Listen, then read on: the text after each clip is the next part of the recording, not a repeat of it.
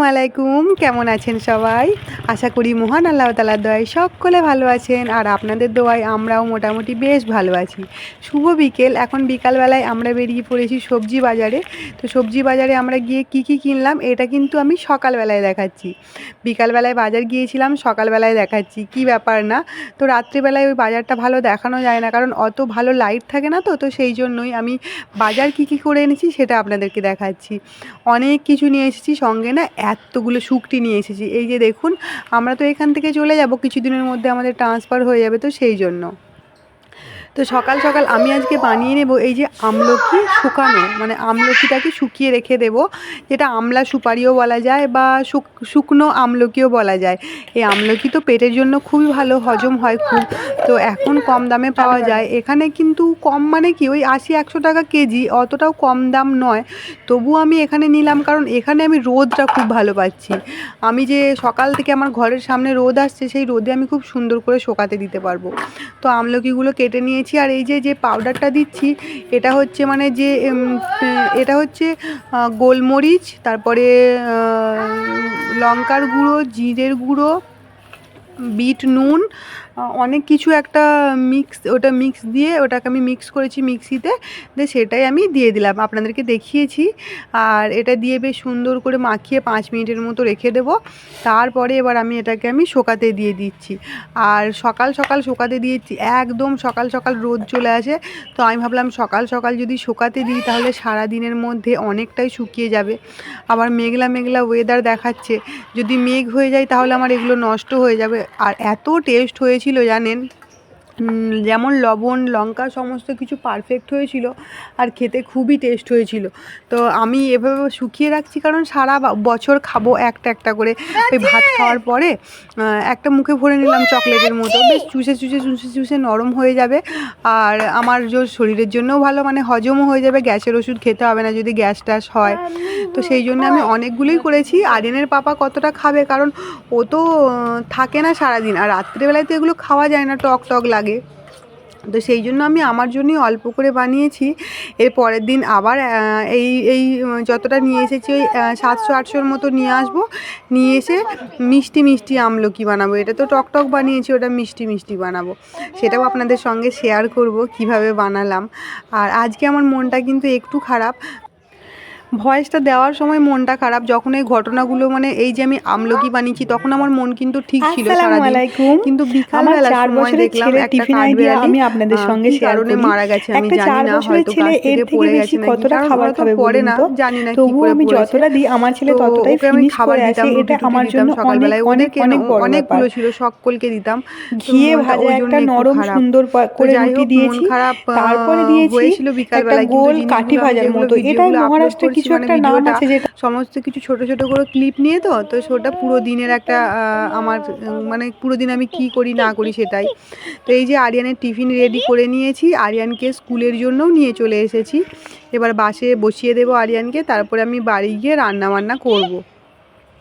তো কোথায় উঠেছে দেখুন, বলেছি না ও বাঁদর, তো বাঁদরের মতো দেওয়ালে উঠে দেওয়ালে চেপে এরকম করে বসে আছে, আর একবার এদিক একবার ওদিক।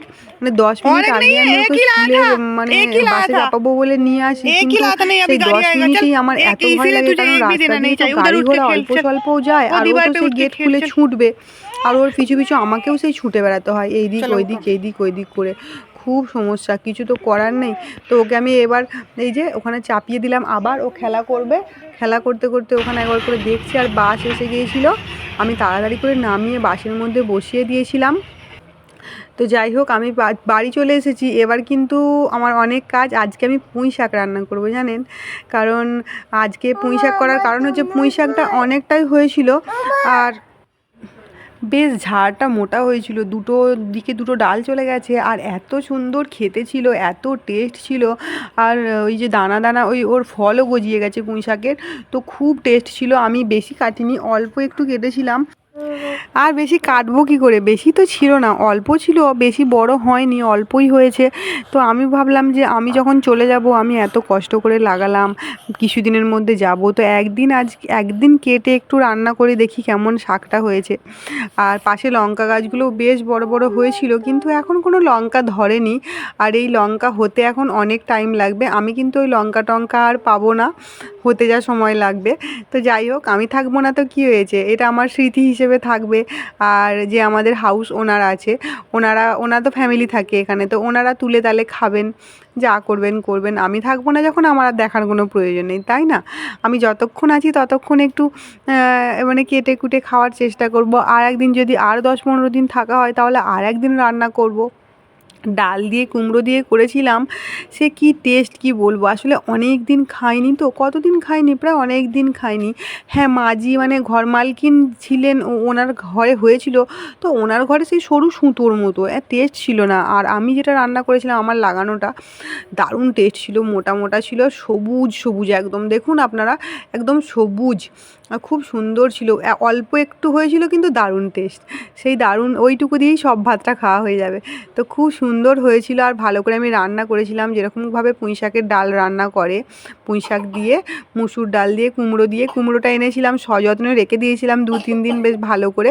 আর কুমড়োটাও দারুণ টেস্ট ছিল, কুমড়োটা একদম পাকা কুমড়ো, যখন কাটছি না, কাটছি তো একটা কেমন একটা আওয়াজ আসছে কটকট করে, তো কুমড়োটাও ভালো ছিল। আমি ভেবে পুঁই শাকটা রান্না করে নেবো, আমার ডালটা সিদ্ধ হয়ে গিয়েছিলো, তো এবার পুঁই শাকটা দিয়ে দিলাম, আর একটুখানি মশলা ফসলা দেবো, তো এইভাবে চাপা দিয়ে রান্না করে নেবো।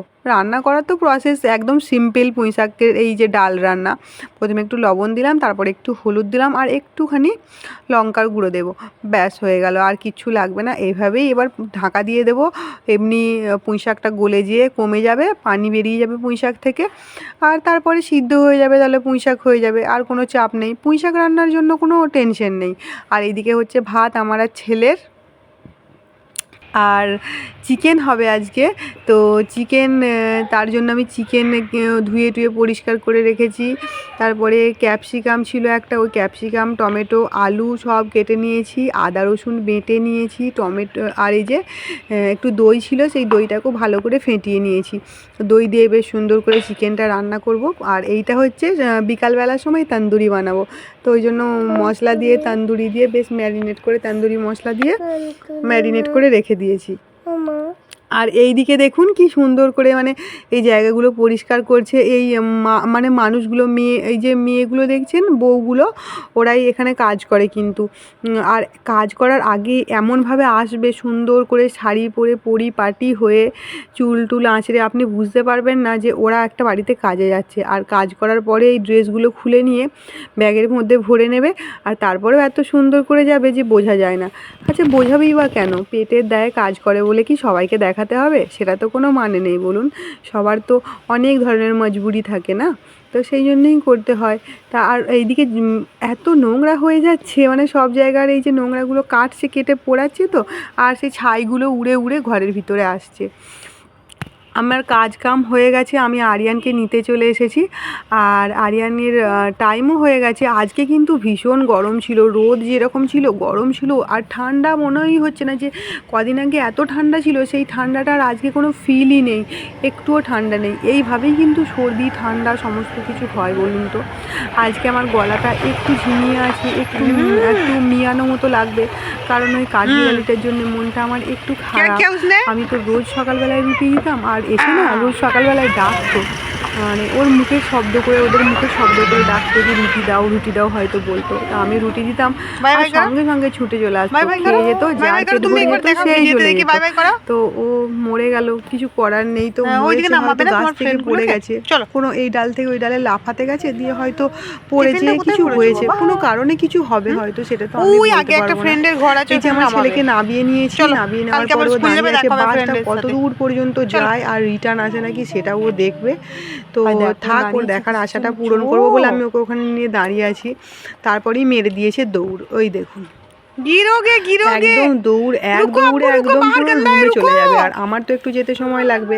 আর ও এসে তো আজকে অবাক, এত নোংরা জঙ্গল ছিল সেগুলো পরিষ্কার কি করে হয়ে গেল সেটাই ভাবছে। তো ও জানে না, যখন ও স্কুলে গিয়েছিল তখন এই মানুষগুলো আসেনি, তারপরে এসেছে, সেই জন্য ও জানে না। দেখুন কি সুন্দর পরিষ্কার হয়ে গেছে আর কি সুন্দর দেখতে লাগছে, বেশ ভালো লাগছে দেখতে। কিন্তু দাঁড়ান আজকে আপনাদের ছেলের টিফিনটা দেখাই। এই দেখুন ছেলে কিন্তু টিফিন একদম নিট অ্যান্ড ক্লিন করে খেয়ে এসেছে। টিফিনে কিচ্ছু নেই। আসলে ছেলে টিফিন খায় আমার খুবই ভালো লাগে, আর সবার ছেলে এরকম খায় না, আর আমার ছেলে খায়, সেটা আমার মানে আমি খুব লাকি যে আমার ছেলে টিফিনটা খেয়ে আসে। খাওয়া দাওয়ার পরে একটু শুয়েছিলাম, তারপরে এই কাণ্ড যে দেখুন এখানে পড়েনি, অন্য জায়গায় পড়েছিল। তো ঘর মালিক নিয়ে এসে পানিটার মধ্যে দিয়েছিল, ভেবেছিল যে একটুখানি পানি টানি খেলে হয়তো বেঁচে যায় যদি, কিন্তু না, আর বাঁচলো না, ও সময় শেষ হয়ে গেছে। জানটা ধুক ধুক ধুক ধুক করছিল। আমি একটু নাড়িয়ে চাড়িয়ে দেখলাম যে দেখি জানে বেঁচে আছে নাকি। কদিন আগে একটা ছোট্ট কাঠবিড়ালিকে আরিয়ানের পাপা নিয়ে এসেছিল, সেই কাঠবিড়ালিটাকে আমরা দুধ খাইয়েছিলাম, পানি খাইয়েছিলাম, এরকমই লেটিয়ে গিয়েছিলো। তো আমরা ভাবলাম মানে মরে যাবে, কিন্তু ভালো হয়ে গিয়েছিল। হঠাৎ করে এটা আর বাঁচলো না। সবার তো আর একরকম হয় না। তো মনটা আমার খুবই খারাপ ছিল। আরিয়ান এসে আরিয়ানও খুব মন খারাপ করছিল। এইখানে রোজ খাবার দিতে আমার ছুটে ছুটে এসে খাবার খেত। আমি যেখানে ভয়েস দিচ্ছি সেখানে কিন্তু প্রচুর মশার কামড়ে একদম অস্থির, কিন্তু আমার ছেলে আমার কাছেই বসে থাকবে, আমাকে ছেড়ে যাবে না। মশার কামড় খাবে তবু আমাকে ছেড়ে যাবে না। তো যাই হোক, আমার ভয়েস দেওয়া হয়ে গেলে না আমি এখান থেকে এক লাফে একদম ঘরে চলে যাব। বাপরে বাপ যা মশা, কি বলবো আপনাদের। আর এই দিকে আমি বিকালবেলায় বানিয়েছিলাম চিকেন তন্দুরি। তো তন্দুরিগুলো একটু পুড়ে পুড়ে গিয়েছিল, হোমমেড ছিল তো, অতটা আমি তো একদম এক্সপার্ট নই, তো বাড়িতে বানিয়েছিলাম, হয়তো একটুখানি গ্যাসের আগুন বেশি হয়ে গিয়েছিল, তো সেই জন্য একটু পুড়ে পুড়ে গিয়েছিল। চা আর এই বিস্কিট তন্দুরি বিকেলে খেয়েছিলাম। তারপরে আপনাদেরকে একটা দৃশ্য দেখায়, আপনারা দেখুন। আপনজন সবার সমান হয়, সেটা কাঠবিড়ালি হোক, মানুষ হোক, জন্তু হোক, জানোয়ার হোক, যেই হোক। আপনজন মরে যাওয়ার দুঃখে ওরা এমন আওয়াজ করছে আর এমনভাবে চেঁচাচ্ছে যে আপনাকে কি বলবো, আর এদিকে ওইদিকে ঘুরে বেড়াচ্ছে, সে বলার কথা নয়। আজকের ব্লগটা তাহলে এই পর্যন্তই। সকলে ভালো থাকবেন, সুস্থ থাকবেন, সাবধানে থাকবেন। দেখা হবে পরের একটি সুন্দর কোনো একটি ব্লগে। ততক্ষণের জন্য সকলকে জানাই খুদা হাফিজ।